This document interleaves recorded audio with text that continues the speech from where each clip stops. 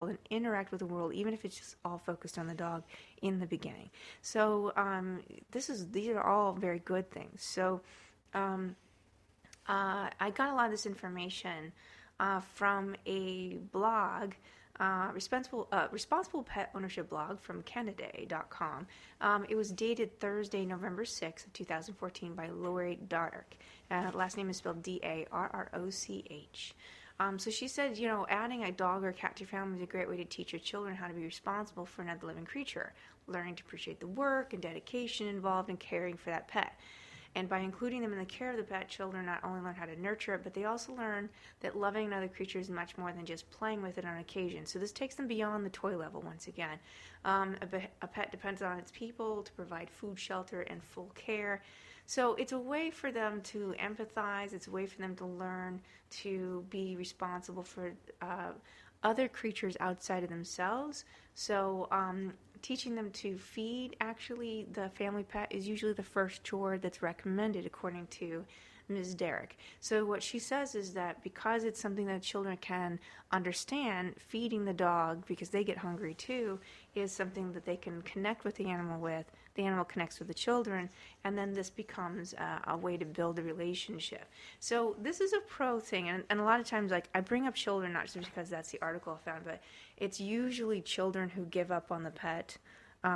Families with children where it's like it just becomes overwhelming, and the kid has the pet, but there's not really a lot of guidance and stuff, and so then it's just not handled well by the parents, or they picked a pet that just isn't a good fit for a child. So like a dog that has serious behavioral issues is not a good fit for a child. I'm just saying. All right, so things like personal care, brushing, bathing. It's indicated that children who learn to do this for their pet will be a little more attentive to actually brushing their own teeth, brushing their own hair, making sure they get a bath, and all that stuff. The stuff that kids normally kind of fight parents on, they'll become a little more consistent with. It's important also that children are involved in the medical care, witnessing the pet getting a shot, understanding the pet goes through pain just like they do, that they get scared too. All of this is empathy stuff. And it's also good that children are not like completely shielded, depending on their age and their ability to handle these things. But it's good to expose children when they're dealing with pets to, some of the yuckiness of, medical care and some of the scariness. So it's along with that, to the extreme, is when there is the death of a pet. And that's also an important life lesson for children. So they need to learn how to grieve and experience that. If they have to experience that, they need to know how to handle it with guidance from parents. One of the things that's brought up also is that around-the-clock responsibility, putting personal pleasures on hold for the need of your pet, including, this writer says, get the kids up in the middle of the night when the dog has to go pee outside. Get them to understand that this is part of what is required. The mandatory walking, the mandatory playing, mandatory, training the dog in certain things. Teach your kids to train your dogs to do things so that the child understands that the relationship is deeper than that. So this is a really good thing when it comes to having a dog, as a gift for a family. So although I've focused on children so far, we would hope that adults learn those priorities as well. And I've explained to you already that when it comes to anxiety disorders, this is a huge reason why these service dogs are actually trained and called service dogs, because certain adults who normally maybe they don't have family or their family has to work, they wouldn't normally get out of the house and interact with the universe without the focus of the dog and the needs of the dog being higher than them. When someone is very depressed, their needs go down the toilet. But if there's a pet right there, kind of paying attention to them and giving them attention, they'll realize, oh, okay, well, I got to take the dog out for a walk, and they'll focus all of it on the dog's needs, and therefore it kind of gives them impetus to get up out of the chair, out of the bed, and move on, even for just a few minutes at a time. So it's really kind of a good thing in terms of, getting adults even to get into responsible routines for whatever reason their issues are. Dogs used as service dogs to help people go through when they've had a serious accident and they have mobility issues and they need to continue their therapy, but they're they're not ill enough or debilitated enough to stay in physical therapy, residential convalescent homes. They actually are able to do simple things, but they have to expand their movement and activity, and when they don't do it, they will regress. So, for instance, if they had a severe car accident and they have to keep up with the bone and muscle, mobility and growth and strengthening, all of that can be done through a dog, requiring them to get up and walk several times a day. And by focusing again, saying, hey, you need to walk this dog 3 times a day for 20 minutes a time minimum, then you're making sure that patient actually gets up and does that. So those are things that you can, those are a good reason to have a dog as a gift for an adult. So just throwing it out there.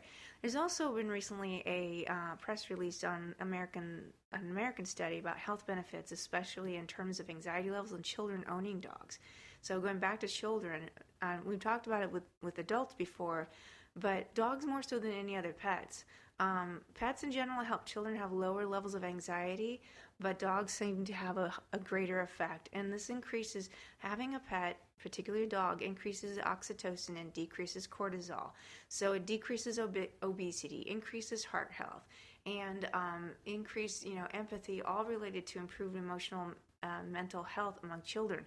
We already knew that about adults, but I just wanted to explain to you that scientifically we've got some big, conclusions come out of this. So it's a great reason. I've had a lot of clients and students get a dog for their child after a divorce or a death of one of the parents.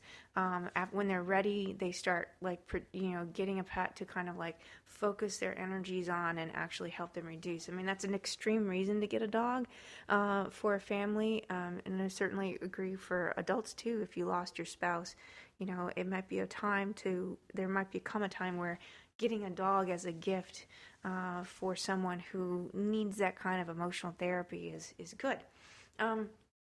So in November 30th, 2015, from Relax News Online, this American study shines a new light on the benefits that dogs bring to children and demonstrates that the man's best friend reduces anxiety levels in children.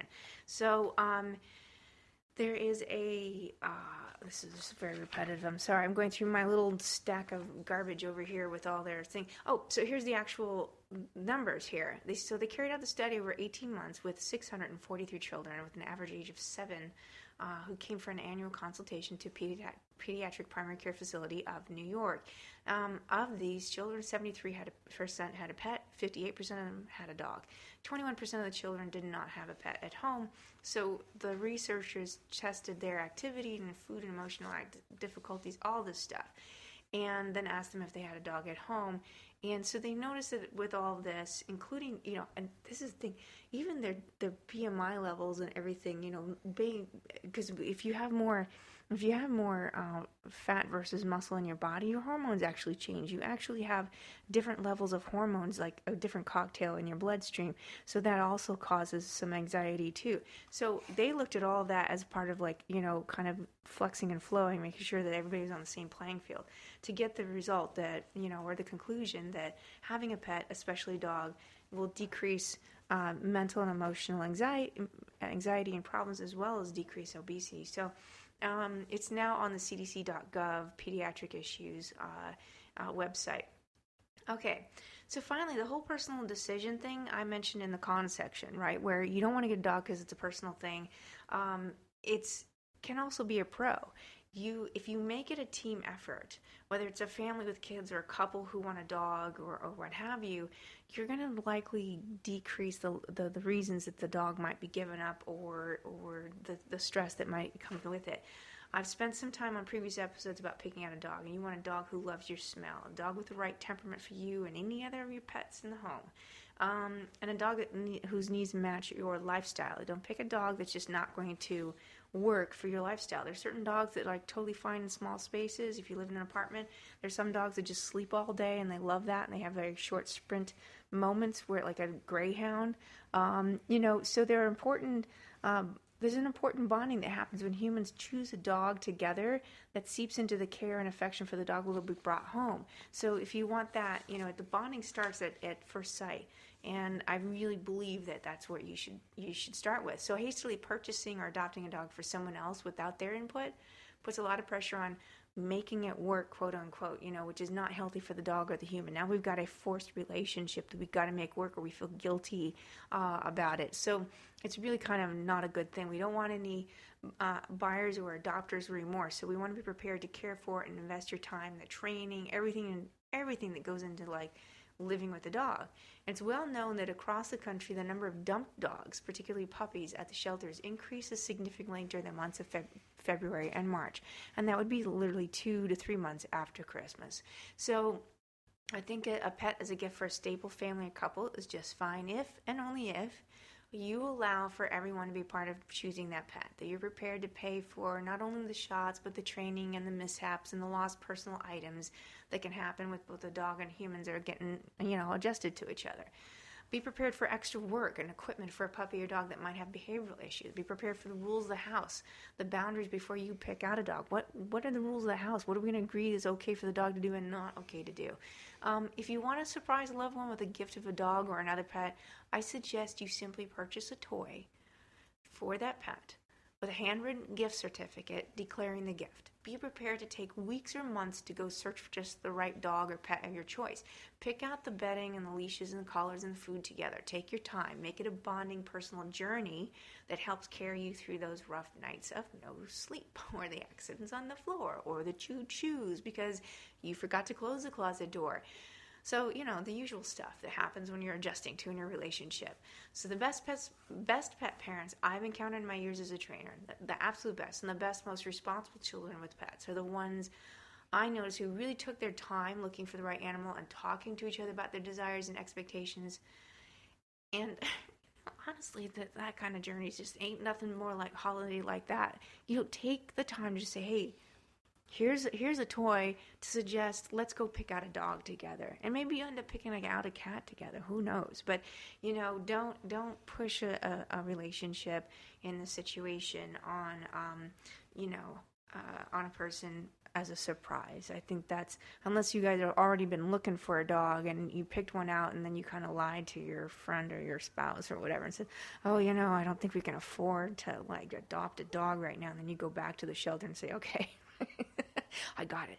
But so make sure it's something that you guys really plan out, prepare for, and take your time with, because this is hopefully forever, unless something horrible happens to you guys. But anyway, that's my thoughts on the dog as a gift. It's not all bad. The very reasons that it could be bad are the very reasons it could be good if you do it the right way. So I think that pretty much concludes our whole little deal on episode 68 is Dog is Gift. I wish you all a very lovely holiday, and I hope you get some time off away from the craziness, and maybe it's time for you to investigate researching finding a pet in the next couple of months, and I wish you well. Until then, I'll talk to you next week. Bye.